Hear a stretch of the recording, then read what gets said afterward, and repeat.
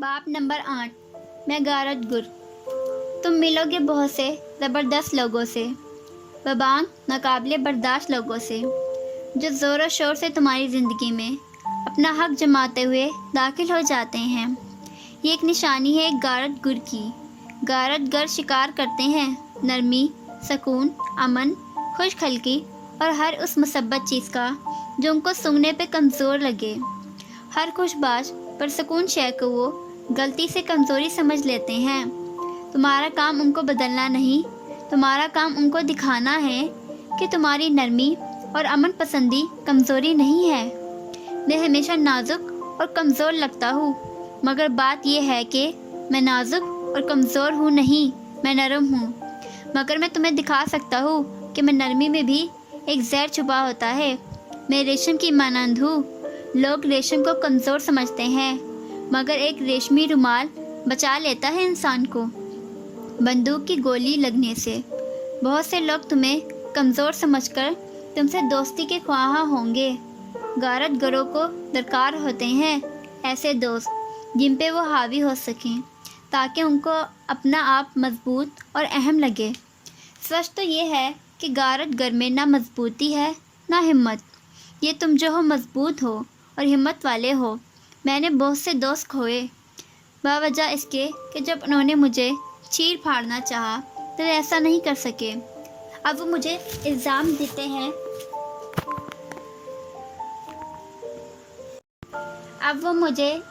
देते हैं धोखाधड़ी का।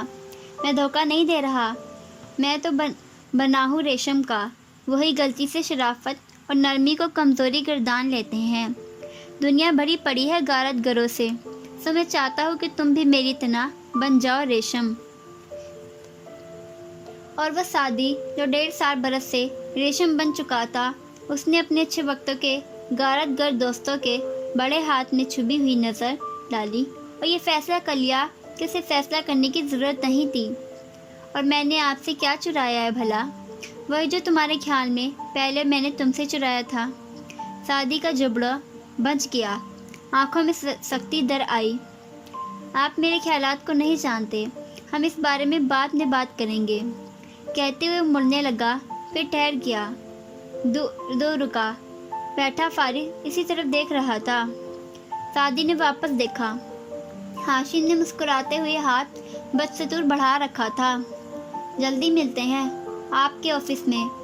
उसने हाथ मिलाया और फौरन उसे वापस खींचकर पलट गया। कार में बैठते ही फारिस ने सवाल किया, क्या कह रहा था हाशिम? इग्निशन में चाबी घुमाते हुए उसने सर झुकाए, ज़रा से शाने उचकाए। कुछ खास नहीं, ऑफिस का एक काम था, वही पूछ रहे थे। कार स्टार्ट करके सर सीधा किया। फारिस से हूँ कहकर खिड़की से बाहर देखने लगा, मगर साइड मिरर में हाशिम दूर खड़ा मुस्कुराते हुए जेबों में हाथ डाले नज़र आ रहा था। उसने कार की रफ्तार तेज़ की तो हाशिम पीछे रह गया। वही जो तुम्हारे ख्याल में मैंने तुमसे चुराया था। उफ, और ये बात उसे किसने बताई होगी? ड्राइव करते हुए उसने स्टीयरिंग पे मोबाइल रखा और शेयरिंग का नंबर निकाला। कुछ गुस्से भरा टाइप करने लगा, फिर इरादा तुर्क कर दिया। ये टेक्स्ट पे टाइप करने वाली बात नहीं थी। बुरे मूड के साथ उसने स्पीड तेज़ कर दी। कार अब दूर जा चुकी थी। हाशिम आहिस्ता से पलट आया।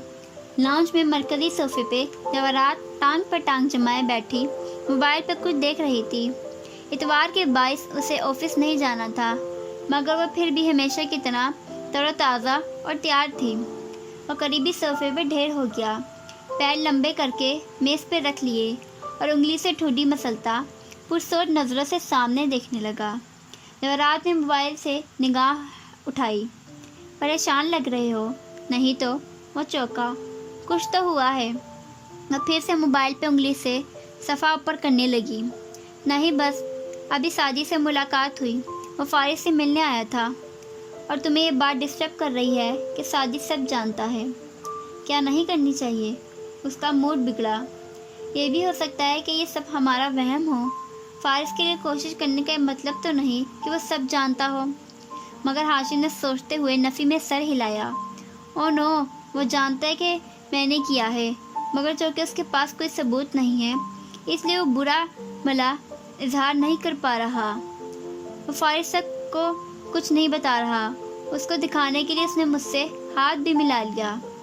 جواہرات نے موبائل پر ڈال دیا اور چہرہ اٹھا کر بے چینی سے ہاشم کو دیکھا۔ تو اب کیا ہوگا؟ سعدی کو میں سنبھال لوں گا، وہ ابھی وہی معصوم سا بچہ ہے، مگر سوال یہ ہے جب اس کے ہاتھ ثبوت نہیں لگا تو اسے کیسے علم ہوا؟ الجھ کر کہتے ہوئے اس نے ماں کو دیکھا۔ میں پچھلے ایک ہفتے سے جب سے وہ میری پارٹی پہ میرے کمپیوٹر سے ڈیٹا چرا کر گیا ہے یہی سوچ رہا ہوں۔ میں نے بنا جول کے پلان کیا تھا، ہر شے ٹھیک تھی۔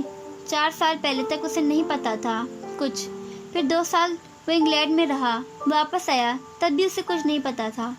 کتنا عرصہ ہو گیا ڈیڈ کی ڈیتھ کو؟ 1 سال 5 ماہ، جواہرات بے اختیار بولی۔ کرد سا ہر جگہ پھیل گیا۔ کل رات جب میں سعدی کی بہن سے بات کر رہا تھا فنکشن پہ تو مجھے احساس ہوا کہ ڈیڈ کی ڈیتھ کے بعد سے وہ لوگ ہمارے گھر نہیں آئے۔ سونیا کی پچھلی برتھ ڈے پر بھی نہیں آئے تھے۔ اگر میں اس دفعہ زمر سے نہ کہتا تو وہ اب بھی نہ آتے۔ جواہرات نے بے چینی سے پہلو بدلا۔ تمہارے باپ کی ڈیتھ سے چند دن پہلے سعدی نے فارس کا وکیل بدل دیا تھا اور بعد میں اس نے تمہارے باس پرست کرنے پر تم سے کافی بدتمیزی بھی کی تھی، یاد ہے؟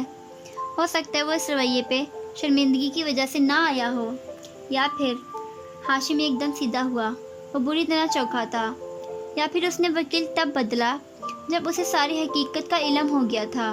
کیا وہ 1.5 سال سے جانتا ہے سب؟ اسے بے یقینی سی محسوس ہوئی۔ اگر وہ اتنے عرصے سے جانتا ہے تو اب تک چپ کیوں تھا؟ وہ چاہتا تھا پہلے فارس باہر آ جائے اور پھر وہ میرے پیچھے آئے، مگر اسے کیسے پتہ چلا ممی؟ اور یہاں آ کر ہاشم کا سارا دماغ الجھ جاتا۔ وہ چاہ کر بھی اس سوال کا جواب نہیں ڈھونڈ پا رہا تھا۔ کب غلطی ہوئی، کدھر نظر ہوئی، وہ ریشم بن گیا۔ میں کیا کہہ سکتی ہوں؟ اس نے گہری سانس لے کر شانے جھکائے اور پھر سے موبائل اٹھایا۔ کیا میں نے تمہیں نئی خبر دی؟ زمر فارس کے خلاف کچھ کرنے جا رہی ہے۔ سوچ میں الجھا ہاشم چوکا۔ نئی پٹینشن، مقدمے کی درخواست۔ او نو، وہ اس سے شادی کرنا چاہتی ہے۔ وہ ایک دم سیدھا ہو کر بیٹھا۔ اس کا دماغ درست ہے؟ وہ اس سے انتقام کے لیے شادی کرنا چاہتی ہے۔ اور یہ سب اس نے آپ کو کیوں بتایا؟ کیونکہ میں ہی اس کی مدد کر سکتی ہوں۔ جواہرات نے محفوظ انداز میں شانے اچکائے۔ ہاشم میں تاثرات بکھرے۔ انتقام کے بہت سے طریقے ہوتے ہیں، اسے شادی کرنے کی کیا ضرورت ہے؟ شاید اس کے منصوبے کے مطابق ان کے درمیان میرج کانٹریکٹ ہونا ضروری ہو۔ خیر، میرے لیے یہ بات تشویش کا باعث ہے۔ اب ہمیں فارس کی فکر کرنے کی ضرورت نہیں ہے، اس کے لیے زمر کافی ہے۔ مگر ہاشم بے چینی سے آگے کو ہوا۔ اول تو فارس اس سے شادی نہیں کرے گا، اور اگر کر بھی لی تو کیا گارنٹی ہے کہ وہ اس سے انتقام لے گی؟ اگر اسے سب حقیقت معلوم ہو گئی اور وہ جان گئی کہ فارس بے گناہ ہے تو وہ کبھی نہیں جان پائے گی۔ وہ اس سے نفرت کرتی ہے، اور اگر نفرت مر گئی تو اگر انہیں ایک دوسرے سے محبت ہو گئی اور وہ مل کر ہمارے خلاف کھڑے ہو گئے تو؟ جواہرات نے سخت سانس خارج کر کے مسکرا کر اسے دیکھا۔ تم بھی جانتے ہو اور میں بھی جانتی ہوں کہ شادیاں محبت سے خالی ہوا کرتی ہیں۔ ہاشم کی آنکھوں میں چھائی بے چینی کرب میں بدل گئی۔ تنے حساب ڈھیلے پڑے۔ اس نے آہستہ سے سر ہلایا اور اٹھ کھڑا ہوا۔ جواہرات نے اسی جبری مسکراہٹ کے ساتھ اسے سیڑھیوں کی طرف جاتے دیکھا اور پھر ہلکا سا سر جھٹکا۔ آنکھ کا کونا انگلی کی نوک سے پوچھا، موبائل پر ڈال دیا اور گردن موڑ کر کھڑکی کے باہر دیکھنے لگی۔ وہاں اتوار کی صبح اب باسی ہو کر دوپہر میں بدل رہی تھی۔ سبزار ملازموں کی چہل پہل سب یہاں سے دکھائی دیتا تھا، مگر وہ یہ دیکھ نہیں پا رہی تھی۔ اسے کچھ اور یاد آ رہا تھا۔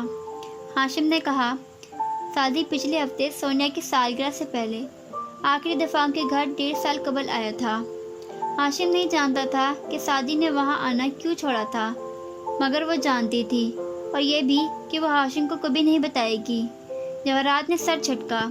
ابھی بہت سے کام کرنے تھے، یاد ماضی کسی اور وقت صحیح۔